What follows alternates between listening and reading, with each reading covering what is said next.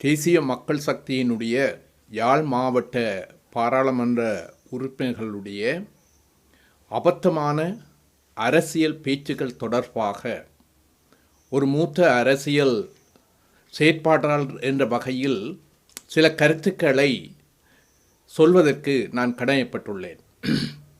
நேற்றைய ஊடக சந்திப்பு ஒன்றில்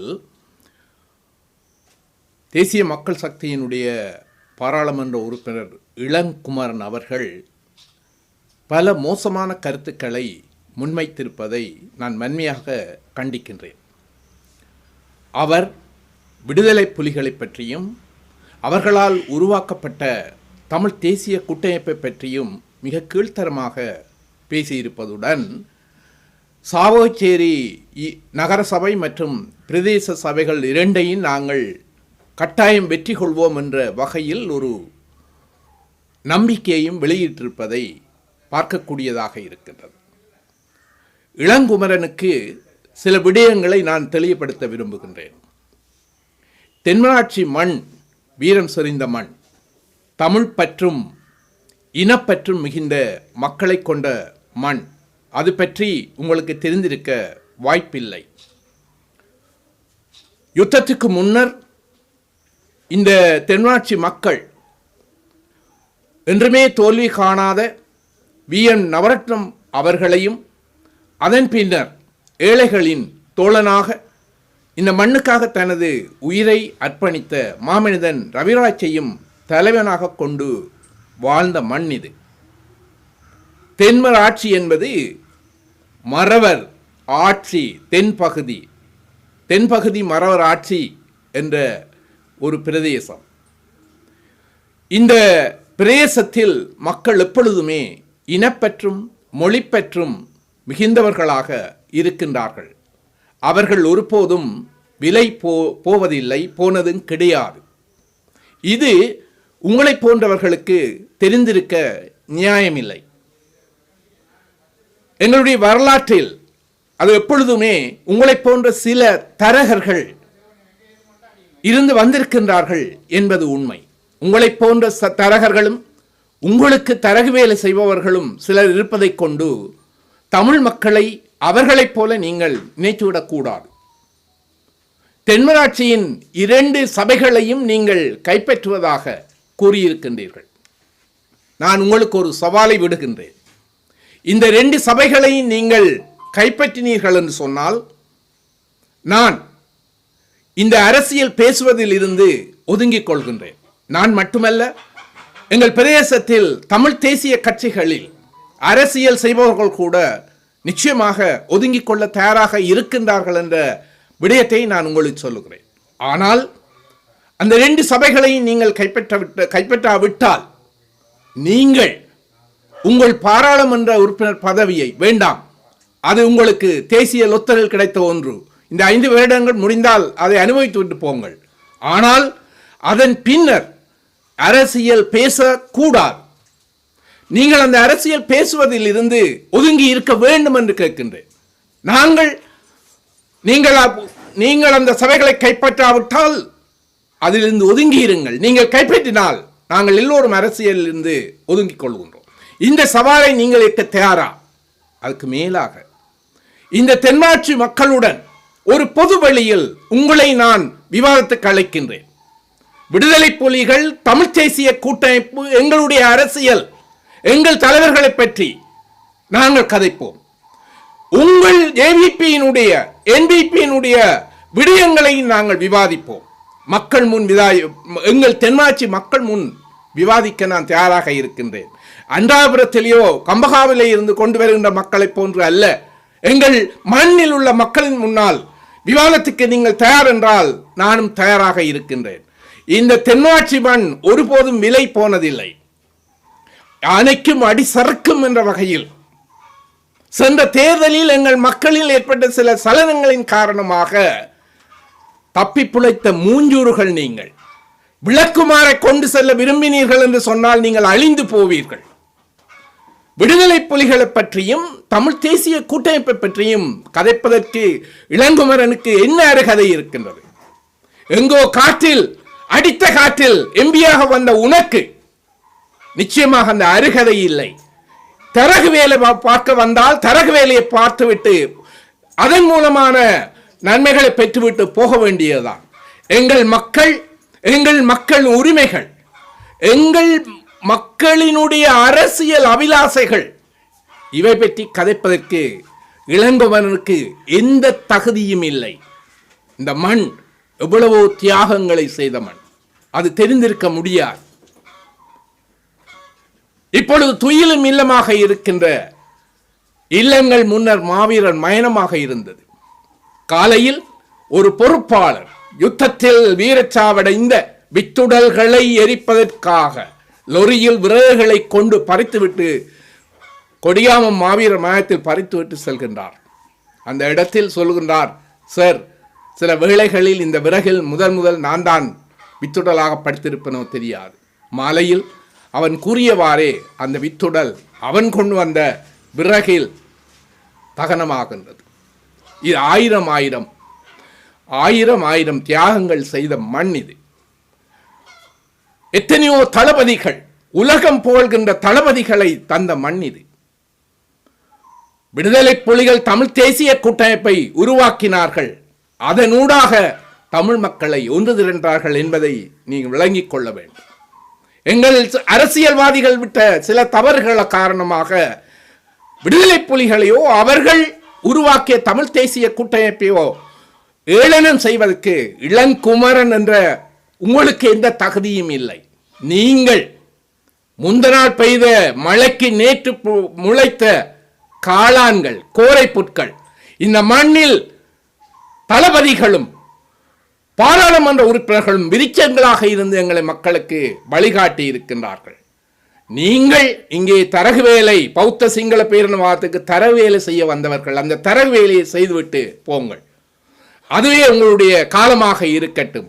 இது உங்களுக்கு ஒரு விபத்தினால் வந்தது, அதை காப்பாற்றிக் கொள்ள வேண்டுமே ஒழிய தென்னாட்சி மக்கள் இனியும் உங்கள் பின்னால் வருவார்கள் என்று நீங்கள் கனவு கண்டால் அது வெறும் பகற்கனவாகவே இருக்கும். அந்த மக்கள் எப்பொழுதும் தேசியத்தோடு நிற்பார்கள், தேசியத்துக்காக வாக்களிப்பார்களே ஒழிய பௌத்த சிங்கள பேரினவாதிகளுக்கு சாமரம் வீசுகின்ற உங்களை போன்றவர்களுக்கு அவர்கள் ஒரு பாலும் வாக்களிக்க மாட்டார்கள். உங்களை போன்ற சில கோரை பொருட்கள் அங்கங்கே இருக்கின்றன என்பது எங்களுக்கு தெரியும். எங்களுடைய இன வரலாற்றில் அவ்வாறு இருந்ததும் தெரியும். அது எங்களை ஒன்றும் செய்துவிட முடியாது, எங்களுக்கு மக்களுக்கு ஒன்றும் செய்துவிட முடியாது. உங்கள் தேசிய மக்கள் சக்தி என்று சொல்லக்கூடிய ஜேவிபி இன்று 6 மாதங்கள் கடந்து விட்டது. தேர்தல் காலத்தில் சொன்னவற்றில் எதை செய்தது? தமிழ் மக்களுக்கு குறிப்பாக எதை செய்தது?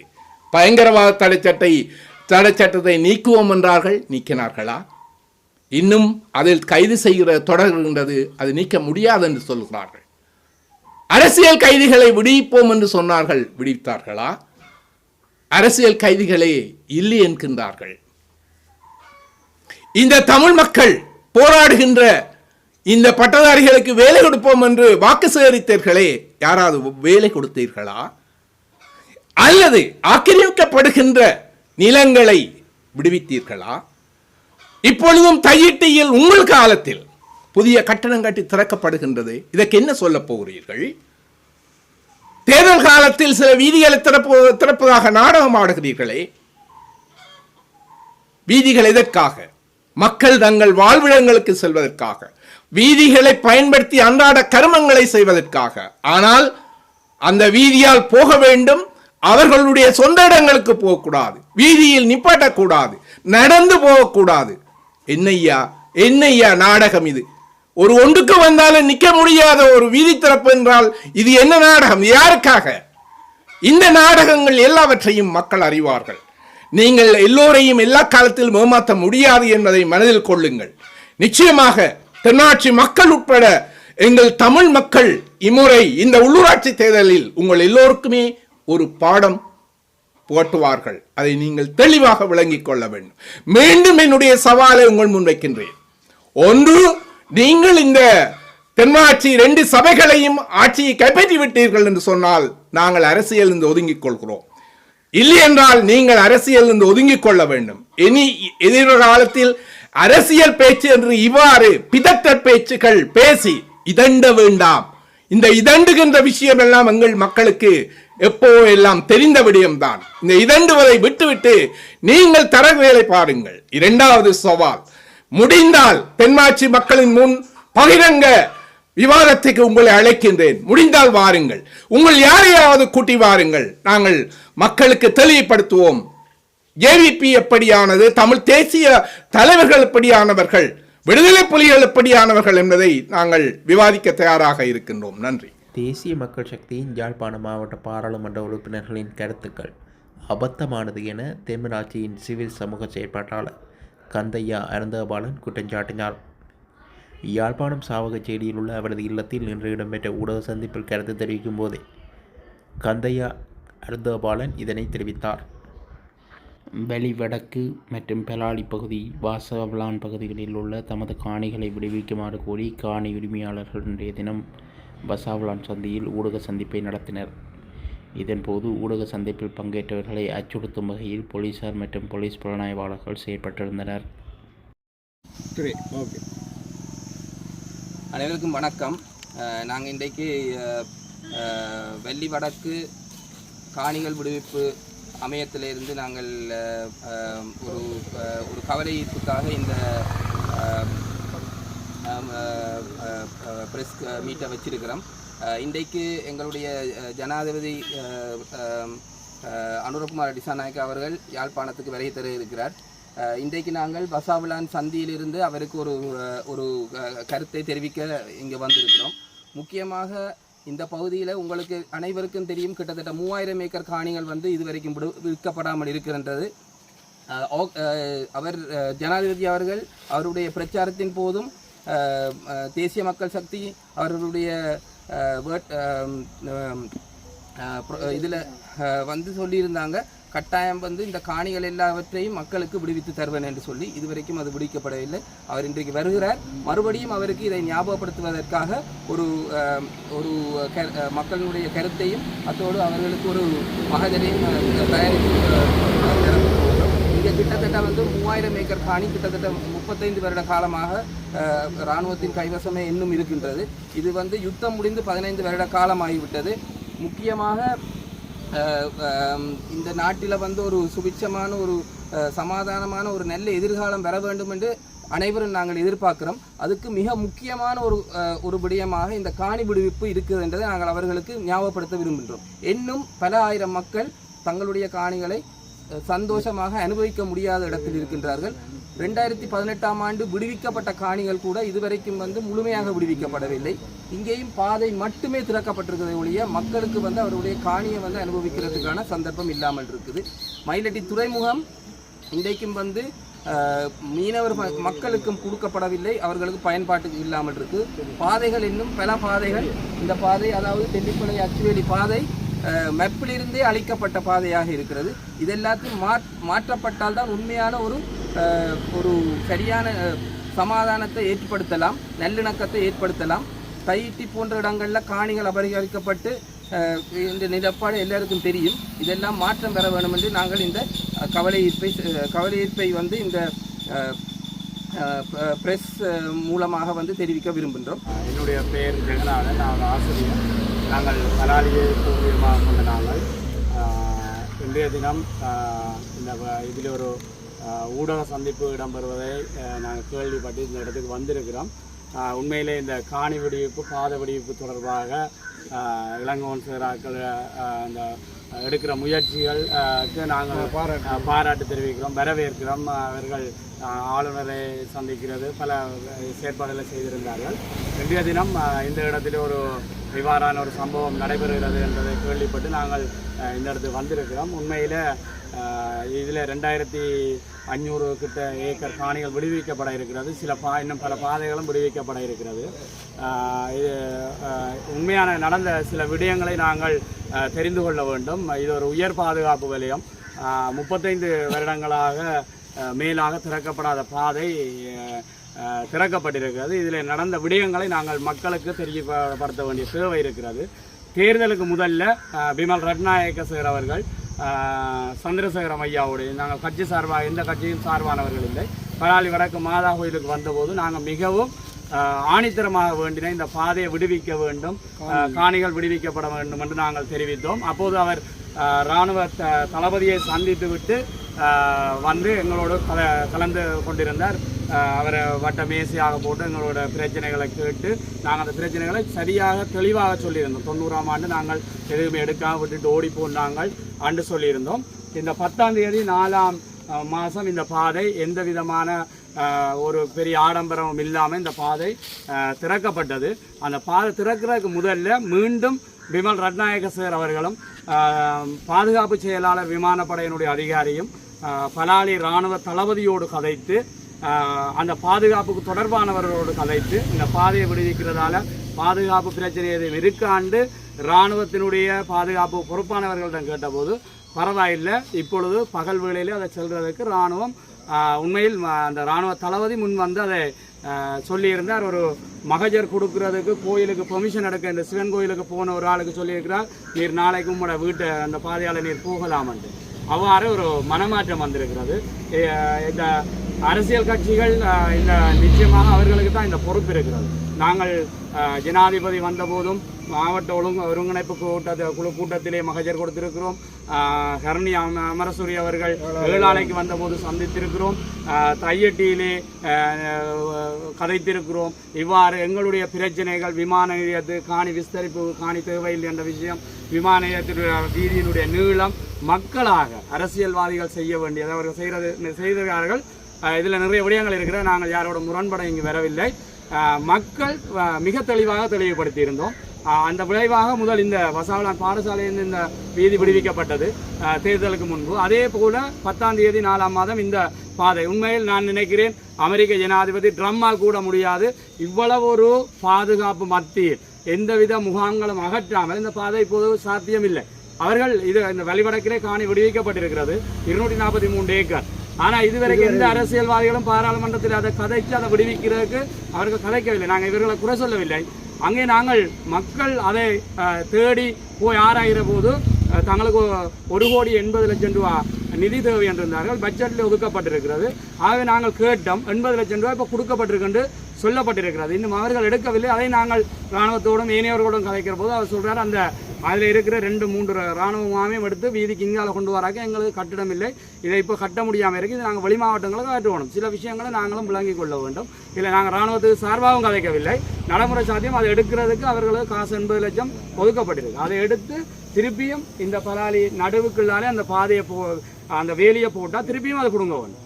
ஆகவே அதில் இவியல் அதை கொண்டு வரதுக்கு தங்களுக்கு கால அவகாசம். உண்மையில் 2028ஆம் ஆண்டு வரைக்கும் இராணுவம் கால அவகாசம். காணி விடுவிக்கப்பட வேண்டும், வீதிகள் விடுவிக்கப்பட வேண்டும். ஆனால் நீங்கள் இதிலே செய்கிற இந்த விஷயங்களை நாங்கள் திருப்பவும் சொல்லுறோம், இதை நீங்க அரசியல் வியாபாரமாக்க வேண்டாம். இல்ல நாங்க எங்களை பிடிக்குது, நாங்க வரவேற்கிறோம். ஆனா நாங்க திருப்பவும் சொல்றோம், இதை வச்சு அரசியல் மக்கள் இவியல் ஓகே, நீங்க ஒரு ஊடகவியலாளரா நீங்க கேட்கறதுக்கு நாங்க சொல்றோம், இதே எங்களுடைய தமிழ் அரசியல்வாதிகள் நாங்கள் டேவிட் கேமரோன் வந்த பொழுது நீங்கள் வீடியோ எடுத்திருந்த நீங்கள் 3000க்கும் மேற்பட்ட மக்கள் மாவட்டம் கந்தசாமி கோயிலுக்கு வந்திருந்த போது அரசாங்கத்தின் அஜெண்டாக்கு ஏற்ப அத்தனை தமிழ் அரசியல் கட்சிகளும் செயற்பட்டு கொண்டு இதோ கேமரோன் வாராரண்டு சபாபதி பிள்ளை முகாம்தான் வெளிவடக்கண்டு காட்டி அவரை அனுப்பிவிட்டு இதோ வாராரண்டு கண்ணீர் விட்ட அரசியல்வாதிகளை நாங்கள் பார்த்திருக்கிறோம். இந்த காணிகள் விடுவிக்கிறது எப்போ விடுவிச்சிருக்கலாம். இவர்கள் காலத்தை பிழைக்க விட்ட, அதாவது மைத்திரி சிறிசேனா அவருடைய காலத்தில் இதில் நிறைய ஏக்கர் காணி விடுபட்டது. நாங்கள் அங்கே ராமநாதன்கிட்ட கேட்டோம். அவர் சொன்னா நீங்கள் விஜயாலாவோட நிற்கிறீங்கள. அப்படி நாங்கள் அப்போ சொல்கிறோம், இது ஒரு நல்ல சந்தர்ப்பம், கடைசி நேரம் என்று நாங்கள் அழுதோம், போய் கேட்டோம். ஆனால் நீங்கள் விடுவிக்கல. இப்போ திருப்பவும் நாங்கள் இப்பவும் கேட்டுக்கொண்டிருக்கிறோம், இது ஒரு நல்ல காலம். ஆகவே நீங்கள் அரசியல் செய்து இந்த பாதைகளை குழப்பாதீங்க. உண்மையிலே அது இப்போ நாங்கள் மக்கள் சொல்கிறோம், 6 மணிக்கு அது அவன் வளமையாக எந்த பாதையும் இந்த உயர் பாதுகாப்பு நிலையத்தில் முதல் அப்படி விடுவான், பிறகு 6 மணியிலேருந்து 9 மணி ஆக்குவான், பிறகும் கூப்பிட்டு கேட்பான் உங்களுக்கு பாதுகாப்பு பிரச்சனை இல்லைன்னா இரவு விடுவார். அப்போ இப்போ இந்த படிப்படியாக விடுறதுக்கு எங்களுக்கு வாக்குறுதி தந்திருக்கிறாங்க.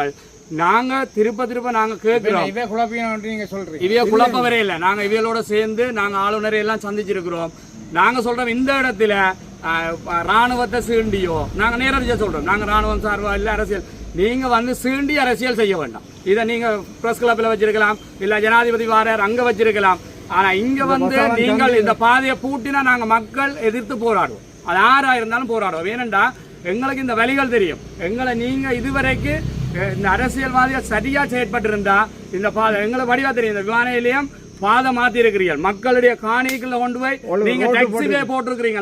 ராணுவத்தோட ஏர்போர்ஸோட போராட சொன்னால் நாங்கள் எந்த நாட்டுக்கும் இந்த பாதையை நாங்கள் கொடுக்கல. நாங்கள் போராட நீங்க என்ன செய்கிறீங்க? உயர் பாதுகாப்பு வலயத்தில் மக்கள்கிட்ட காணியை பிடிச்சி இந்த விமானத்தின் பேரை மாற்றி அது இந்த வாசலை மாற்றி மக்கள்கிட்ட காணியை பிடிச்சிக்க. எங்களுக்கு ஒரு இன்டர்நேஷனல் ஏர்போர்ட் தேவை. நாட்டு சுற்றி இருக்கிற இந்த சிவத்தம்மன் விவசாயம் செய்கிற மண்ணுக்குள்ள வந்து வசாவலான் வரைக்கும் கொண்டு போய் ஏர்போர்ட் போட்டு எல்லாம் செய்யலாம். இதுக்கு இடங்கள் இருக்கு.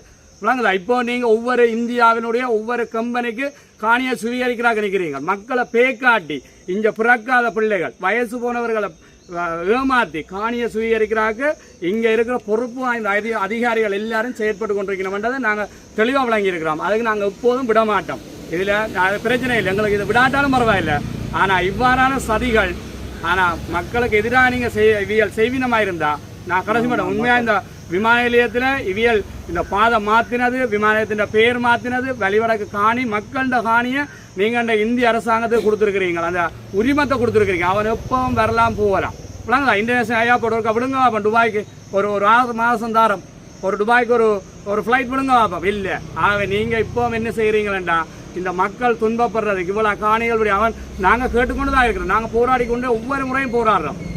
எவ்வளவு உங்களுக்கு அச்சுறுத்தல் இருக்கு. நான் ஒரு அரசாங்க உத்தியோகத்தை வழக்கு இருக்கக்கூடாது, கேஸ் இருக்கக்கூடாது. இருந்தாலும் நாங்கள் எங்களோட உரிமை என்றுட்டு போய் போராடி கொண்டு இருக்கிறோம். ஆனால் தயவு செய்து இந்த ஊடகங்களுக்கு கேட்டுக்கொள்கிறோம், நீங்கள் இந்த பிரச்சனைகளை வடிவாக தெரியப்படுத்துங்கோ, ஜனாதிபதிக்கு தெரியப்படுத்துங்கோ. அரசியல்வாதிகள் தங்களுடைய பிள்ளைகளை அமெரிக்காவிலும் லண்டனிலும் படிக்க வைக்கிறதும் கொழும்பில் தாங்கள் சொகுசா வாழ்ந்து கொண்டு இது ஒரு பிழைப்பாக வச்சுக்கொண்டு இப்போ பேசாமல் இருப்பினோம். இனி மாவீரர் தினம் வந்த உடனும் மாவீரர் பிள்ளைகள் அணிவினம், திரிவென்ற தினம் வந்த உடனும் ஒரு ஆள் அங்கால சிலையை வச்சிருப்பார், ஒருவர் வந்த இந்த அரசியல் செய்யாங்க. விளங்குதா? இந்த மண்ணுக்காக இருந்தது எல்லாம் ஏழை மக்கள். விளங்குதா? அப்போ அந்த ஏழை மக்கள் இப்போ என்ன செய்யணும்? அவர் நல்ல ஆட்சி வந்திருக்கு. இப்போ நீங்கள் ஏழுமண்ட ஒரு சட்ட ரீதியாக இந்த அரசியல் கட்சிகள் ஒரு முடிவெடுக்கணும் பார்ப்போம். இப்போ கோப்பாவில் இருக்கிற துயிலுமில்லத்தை விடட்டும், இல்லை ஒரு எதுவும் இல்லை. ஆனால் திருப்பி நீங்கள் எப்போ வருவீங்க? மாவீர தினம் வரைக்குள்ள உங்களோட அரசியலை நாங்கள் தயவு செய்து கேட்டுக்கொள்கிறோம். இந்த வழிவடக்க வச்சு இனி யாரும் அரசியல் செய்ய நாங்கள் விட மாட்டோம். ஜனாதிபதி அனுரகுமார திசாநாயக்க தலைமையிலான தேசிய மக்கள் சக்தியின் உள்ளூராட்சி மன்ற வேட்பாளர்களை ஆதரித்து இன்றைய தினம் யாழ்ப்பாணம் நல்லூரில் தேர்தல் பிரச்சார கூட்டம் நடைபெற்றது. இதன்போது இதில் கலந்து கொண்ட ஜனாதிபதி அனுரகுமார திசாநாயக்க வேட்பாளர்களை ஆதரித்து பிரச்சாரத்தில் ஈடுபட்டார்.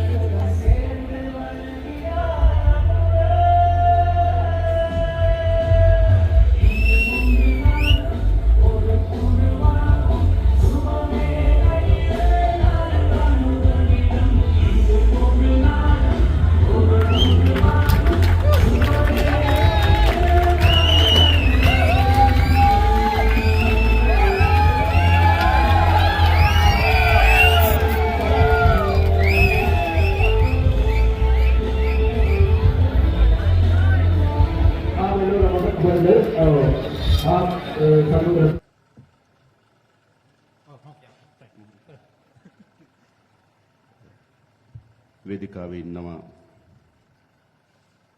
පහුගිය පාර්ලිමේන්තු මැතිවරණයේදී මේ යාපනයේ දිස්ත්‍රික්කයෙන් ජාතික ජනබලවේගයට සුවිශේෂී ජයග්‍රහණයක් කරන් දුන්නා.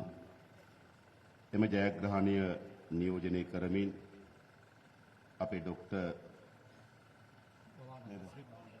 සහෝදරයා ඒ වගේම අපේ ඊලන් කුමරන් සහෝදරයා ඒ වගේම රජීවන් සහෝදරයා නේද?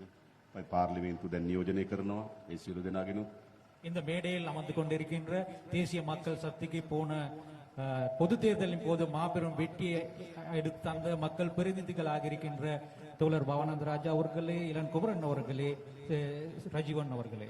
ඒ වගේම අපේ දීවර ඇමති චන්ද්‍රසේකරන් සහෝදරයා அதே போல மேடையில் இருக்கின்ற எமது மீன்பிடித்துறை அமைச்சர் தோழர் சந்திரசேகரன் அவர்களே. එළබෙන මේ මැතිවරණයේදී මේ යාපනයේ නගර සභාවේ කණ්ඩායමට නායකත්වය දෙන අපේ කබිලන් සහෝදරයා அதே நேரம் எதிர்வரும் உள்ளூராட்சி மன்ற தேர்தல் யாழ்ப்பாண மாநகர சபைக்கு தலைமை தாங்கும் கபிலன் தோழர் அவர்களே.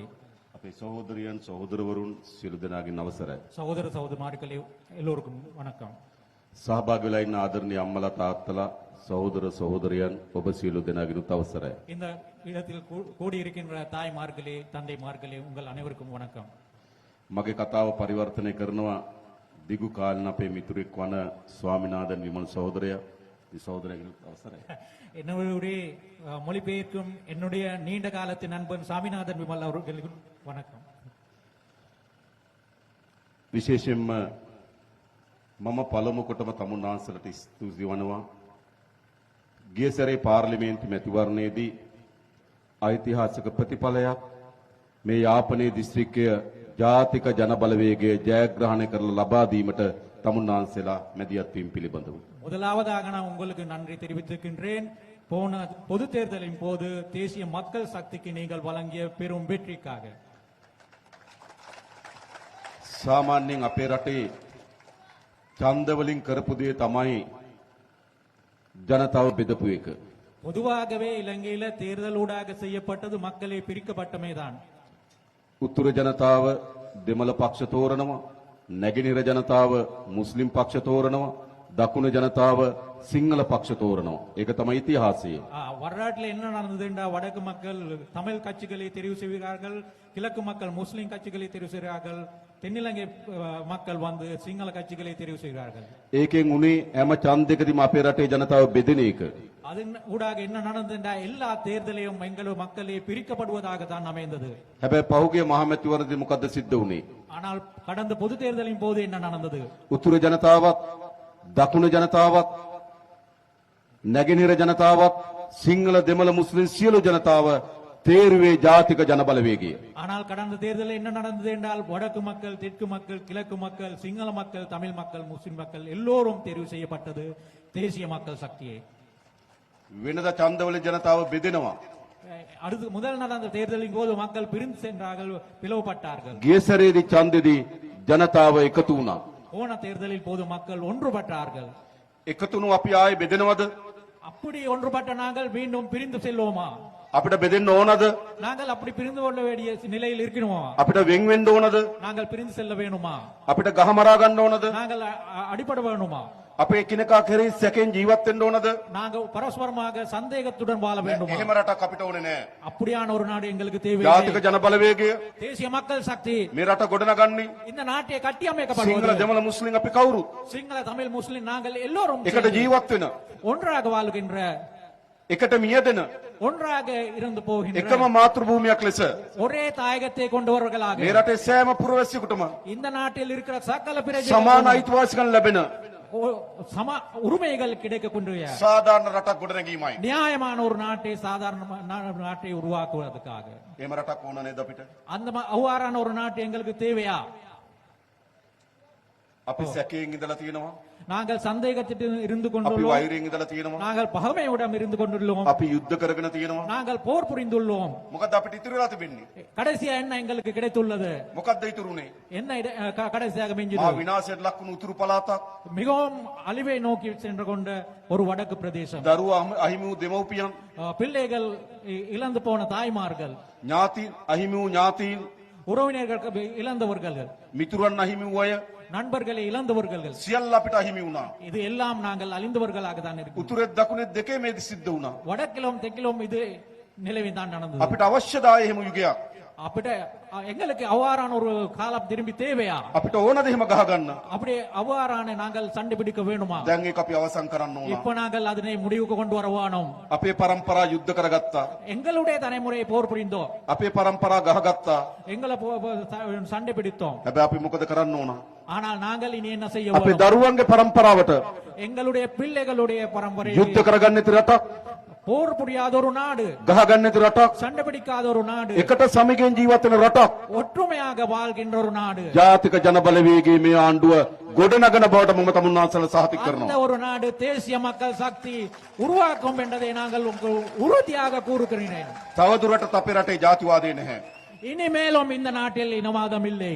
ජාතිවාදය ඕන කාටද? யாருக்கு இனவாதம் தேவையாக உள்ளது? ජාතිවාදය ඕන දේශපාලකයට. அரசியல்வாதிகளுக்கு தான் இனவாதம் தேவையாக உள்ளது. ජනතාවට ජාතිවාදය ඕනද? மக்களுக்கு இனவாதம் தேவையா?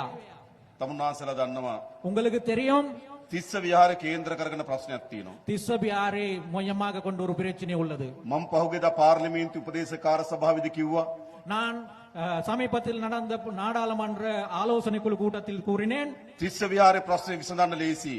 திஸ்ஸ வியாரை பிரச்சனை மிகவும் இலகுவாக முடிவுக்கு கொண்டு வரலாம். ඒ ප්‍රශ්නේ කේන්ද්‍ර කරගෙන ක්‍රියාත්මක වෙන උතුරේ දේශපාලන අයින් වෙන්න. அது அந்த பிரச்சனை மையமாக கொண்டு செயல்படும் வடக்கு அரசியல் அந்த பிரச்சனையிலிருந்து விலக வேணும். ඒ ප්‍රශ්නේ මත පදනම්ව දකුණේ කරන දේශපාලන අයින් කරන්න. அந்த பிரச்சனையை வைத்துக் கொண்டு தென்னிலங்கையில் செய்கிற அரசியல் நிறுத்த வேணும். තිස්ස විහාරේ ප්‍රශ්නේ විසඳන්න පුළුවන්. திஸ்ஸவியாரை பிரச்சனை ඒ මත තියෙන දේශපාලන ඉවත් කරොත්.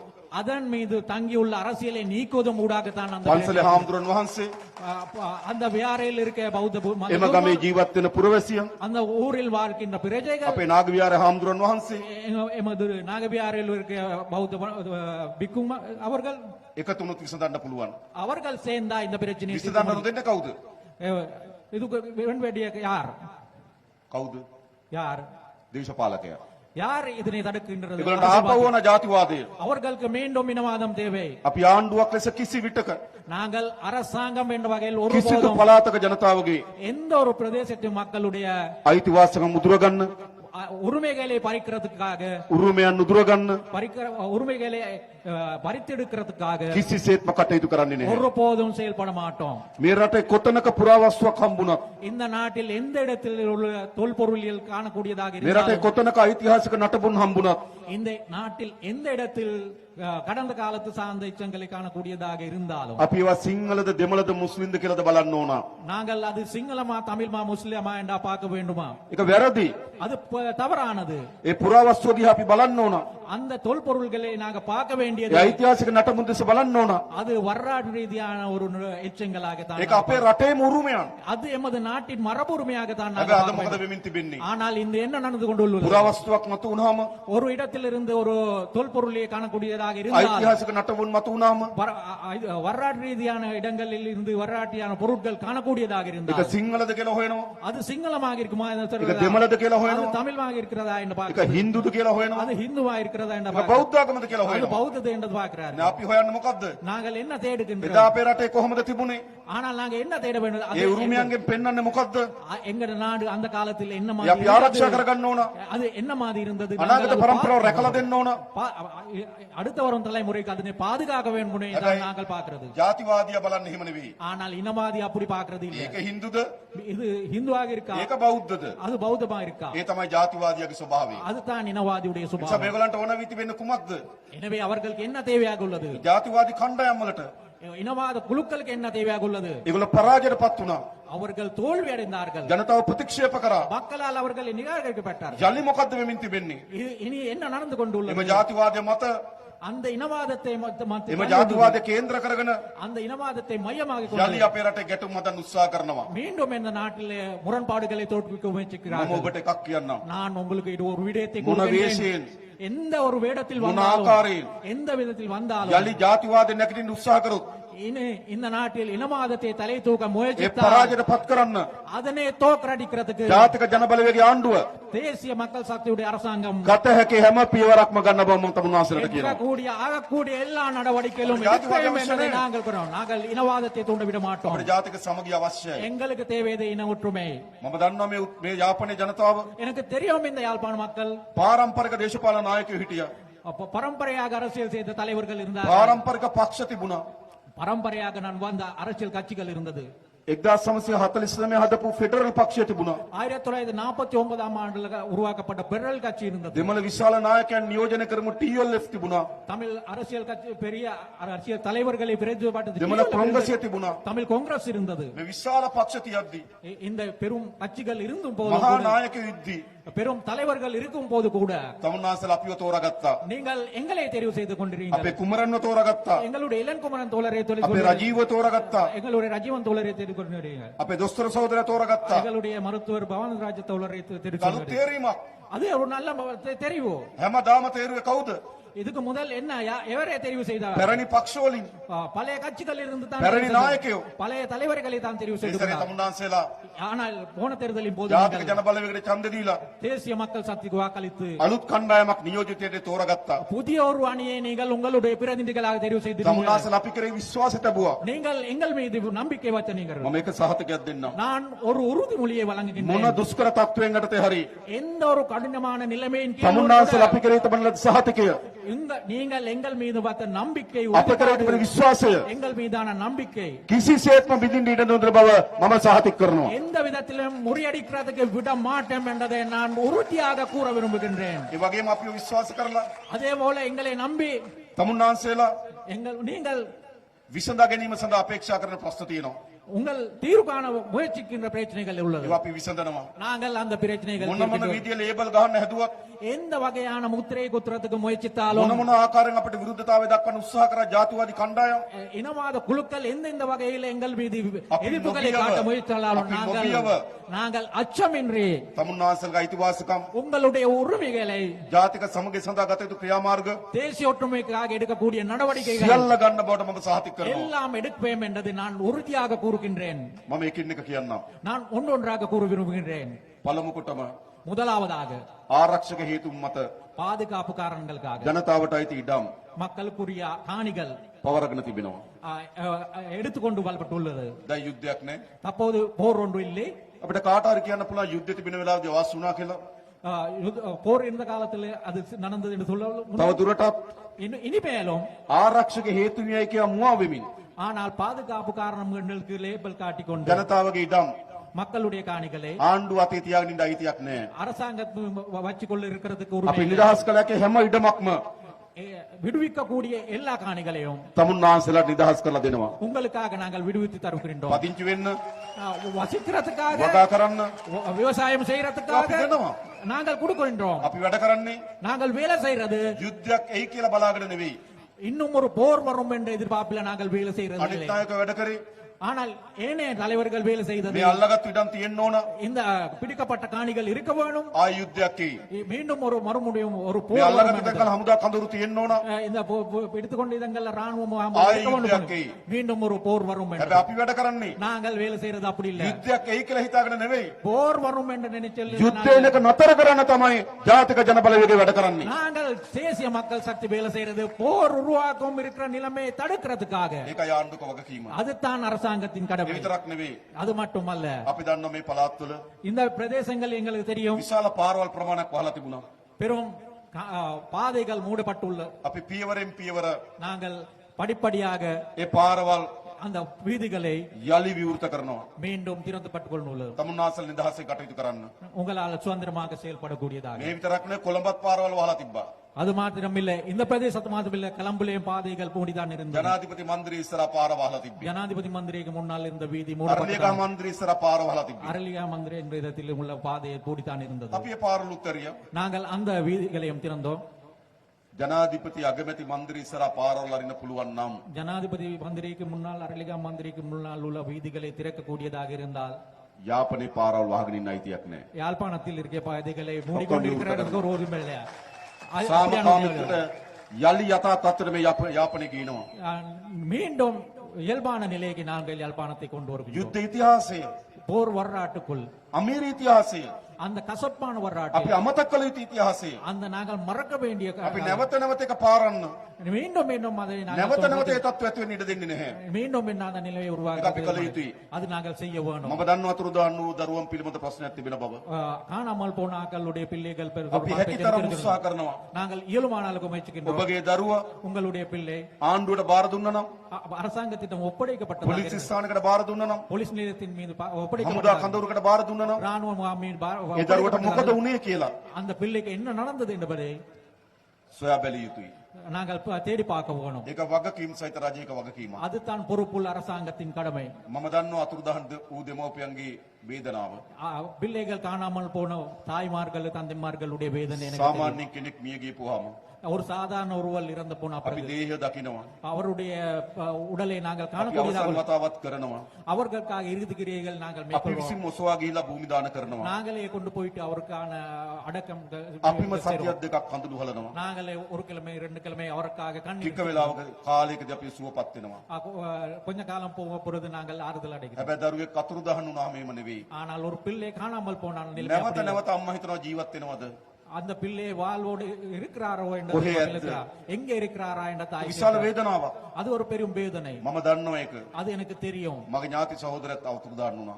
என்னுடைய சகோதரர் ஒருவரும் அவளான காணாமல் போனவர். අපි දන්නවා දෙමව්පියන්ගේ වේදනාව. எனவே எங்களுக்கு தாய்மார்களுடைய එනිසා ඒ தந்தைமார்கள் පිළිබඳව எனவே அது தொடர்பாக වේදනාව සමනය වෙන්න அந்த வேதனை இல்லாமல் දරුවන් ගැන ඇත්ත දේ කිවිය යුතුයි. பிள்ளைகள் தொடர்பாக உண்மையை நாங்கள் ඒ சொல்லுவோம். කාගෙවත් පරිගන්න නෙවෙයි. அது எவரிடம் இருந்தும் කාගවත් பழிவாங்க හිරියට යවන්න නෙවෙයි. எவரையும் ஒரு சிறைக்கு அனுப்புறதுக்கு අපිට இல்லை. සාමදානය සඳහා අවශ්‍යයි. எங்களுக்கு அமைதிக்காக அது தேவை. අපි ආණ්ඩුවක් හැටියට ඒ වැඩේ කරනවා. நாங்கள் அரசாங்கம் என்ற வகையில் அது செய்கின்றோம். අපිට අවශ්‍ය සාමදානය. எங்களுக்கு அமைதி தேவை. ඉතිහාසයේ ජීවත් වෙන එකෙන් අපි මිදෙන්න ඕන. வரலாற்றில் வாழ்வது நாங்கள் மீள் வேணும். ඉතිහාසයේ වේදනාවෙන් අපි මිදෙන්න ඕන. வரலாற்றில் இருந்து வருகின்ற வேதனையில் இருந்து நாங்கள் மீள අමීර வேணும். ඉතිහාසයෙන් අපි ගැලවෙන්න ඕන. அந்த வரலாற்றில் இருந்து நாங்கள் மீள வேணும். අපි අලුත් පරිච්ඡේදයක් ආරම්භ කරන්න. நாங்கள் புதிய ஒரு அத்தியாயத்தை தொடங்க வேணும். අන්න ඒ වෙනුවෙන් තමයි அதுக்காகத்தான் තමුන්නාන්සලා ජාතික ජනබලවේගයේ ආණ්ඩු කරේ විශ්වාසය ලැබුවේ. அதுக்காகத்தான் நீங்கள் தேசிய පැරණි දේ මොනවා? கொடுக்கிறீங்க. பழையதே தேவையாக இருந்தால் පැරණි පක්ෂමයි තෝරන්නේ. பழைய கட்சிகளை தான் நீங்க தெரிவிக்க පැරණි දේ ඕන නම් பழையதே தான் පැරණි නායකයෝ තෝරන්නේ. பழைய தலைவர்களை தான் நீங்கள் හැබැයි ජනතාව අපි තීරුවේ කුමක් වෙනුවෙන්ද? ஆனால் மக்கள் ஏன் எங்களை தெரிவு செய்தார்கள்? අලුත් දේ වෙනුවෙන්. புதிதான விஜயங்கள் අපි සහතික කරනවා. நாங்கள் உறுதியாக கூறுகிறோம். නොබියව அச்சமின்றி ඒ අලුත් දේ කරනවා. நாங்கள் அந்த புதிய விடயங்கள் மேற்கொள்வோம். කරන්න ඕනේ නැද්ද? செய்ய வேண்டியதாக இல்லையா? කරන්න ඕනේ නැද්ද? செய்ய வேண்டியதாக இல்லையா? කරන්න ඕනේ. ඒක අපේ රට. අපි කවුරු ජීවත් වෙන රට. இது எங்களுடைய நாடு, நாங்கள் எல்லோரும் வாழ்கின்ற நாடு. ඒ நாங்கள் විතරක් செய்வோம். නෙවෙයි. அது மட்டும் இல்ல, ක්‍රමානුකූලව මේ රටේ ජනතාවගේ ජීවිතේ නගා සිටවන්න ඕන. படிப்படியாக இந்த மக்களுடைய வாழ்க்கை தரத்தில் நாங்கள் மேல் வேண்டும்.